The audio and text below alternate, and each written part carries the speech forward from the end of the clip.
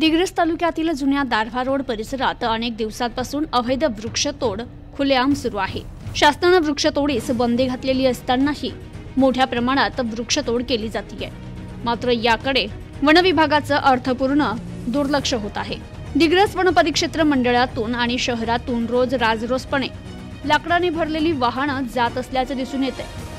जुन्या दारव्हा रोड परिसरात वृक्षांची अवैध तोड करत खुलेआम कत्तल आणि वाहतूक दिवसाढवळ्या होतीये। मात्र तरी देखील वन विभाग केवळ बघ्याची भूमिका घेत आहे। शासनाने वृक्षतोडीस बंदी घातली आहे, मात्र अवैध वृक्षतोडीला आळा घालण्यासाठी कोणत्याही प्रकारची उपाययोजना केली जात नाहीये। त्यामुळे वृक्ष लागवड योजना ही आजच्या घडीला या ठिकाणी खूप कमी ठरत आहे। अवैध वृक्षतोडीमुळे पर्यावरणाची मोठी हानी होतीये। यवतमाळ जिल्ह्यातील दिग्रस तालुक्यात लाकूड माफियांमुळे होत असलेल्या अवैध वृक्षतोडीमुळे मोठ्या नुकसानीला सामोरं जावं लागतंय। तरी याकडे वन विभागाने लक्ष देत संबंधितांवर कारवाई करावी अशी मागणी वृक्षप्रेमी करतायत। प्रतिनिधी अजित महिंद्रे, न्यूज टुडे 24, दिग्रस, यवतमाळ।